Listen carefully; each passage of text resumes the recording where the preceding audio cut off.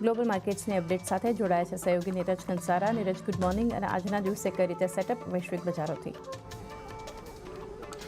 જી good morning ચાંદની. અને આજે સોમવારની સવાર આપણા માટે ફરી એક વખત આશાનું કિરણ લઈને આવી છે, કારણ કે જો શુક્રવારે આપણે એક જે હાઈ બનાવ્યા હતા રેકોર્ડ હાઈ, ત્યાંથી એક બજારની અંદર મોટો એવો ઘટાડો આપણને ખાસ કરીને નોંધાયો હતો, પરંતુ આજના દિવસે જુઓ અમેરિકાના બજારો તરફથી આપણને એક પોઝિટિવ સંકેત મળી રહ્યા છે. શુક્રવારે અમેરિકાના બજારમાં ડાઓ, નાસ્ડેક, S&P 500 ત્રણની અંદર એક સારી એવી તેજી આપણને ખાસ કરીને જોવા મળી. અને ખાસ કરીને જે શુક્રવારના રોજ અમુક આંકડાઓ આવ્યા, જોબ, સર્વિસ, PMI ડેટાના જે આંકડા આવ્યા, એ બધા આંકડાની અંદર થોડીક નરમાશ આવતી જોવા મળી, જેને કારણે હવે અહીંયાથી બજારની એવી અપેક્ષા લાગી રહી છે કે આવનારા સમયમાં જે વ્યાજદર ઘટાડાની શરૂઆત છે એ થઈ શકે છે, જેને કારણે બજારમાં અહીંયા સારી એવી તેજી આપણને ખાસ કરીને અમેરિકાના બજારોમાં જોવા મળી.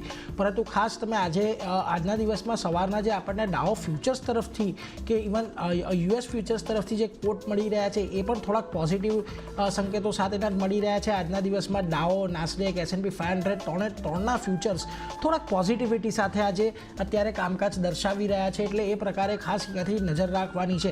હવે કયા આંકડાઓ આવ્યા તો જુઓ, નોન ફાર્મ પેરોલના આંકડાઓ આવ્યા. ત્યાં આગળ 3.15 લાખની સામે માત્ર 1.75 લાખ જેટલી જ રોજગારી આપણને ઊભી થતી જોવા મળી. અપેક્ષા થોડી વધારેની હતી, એટલા માટે અહીંયા જે ખાસ કરીને આની અંદર ઘટાડો આવ્યો છે એક ટ્રિગર કામ કરી ગયો. અનએમ્પ્લોયમેન્ટના આંકડા આવ્યા.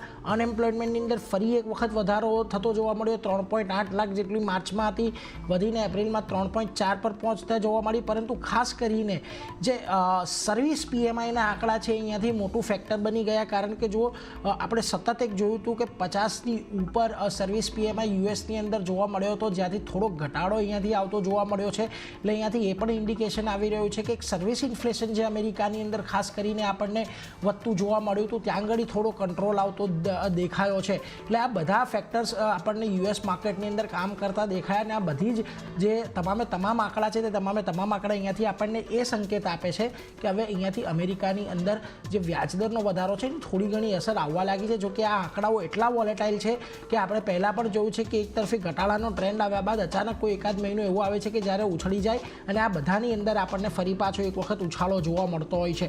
પરંતુ ખાસ કરીને બજારની દ્રષ્ટિએ વાત કરીએ તો જો આ બધા આંકડા અત્યારે તો પોઝિટિવ છે અને અમેરિકાના બજારે આને એક પોઝિટિવલી લીધા છે. ખાસ કરીને આજના એશિયાના બજારો પણ જોઈ લો, ત્યાં પણ એક પોઝિટિવિટી સાથે શરૂઆત છે.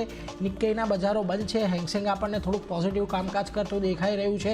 શાંઘાઈમાં પણ થોડોક મિશ્ર કારોબાર આજના દિવસે દેખાઈ રહ્યો છે. બીજી તરફ કોરિયાના બજારો બંધ છે, પરંતુ તાઇવાન અને સ્ટ્રેટ ટાઈમ્સ જુઓ આજના દિવસે આપણને સારી એવી તેજી અહીંયાથી ખાસ કરીને દર્શાવી રહ્યા છે. આ બધાની વચ્ચે નિફ્ટી એમ્પ્લોયડ ઓપન પર નજર કરી લો. નિફ્ટી ફ્યુચર્સનું જે ક્લોઝિંગ હતું શુક્રવારનું 22,575ની આજુબાજુનું હતું, અને આજના દિવસે આપણને 22,688ના ગિફ્ટ નિફ્ટી અત્યારે કોટ આપી રહ્યું છે. એટલે લગભગ 101 પોઈન્ટ ઉપર આપણને એક ગેપઅપ ફ્યુચર્સના લેવલ પર ખુલવાની આશા છે.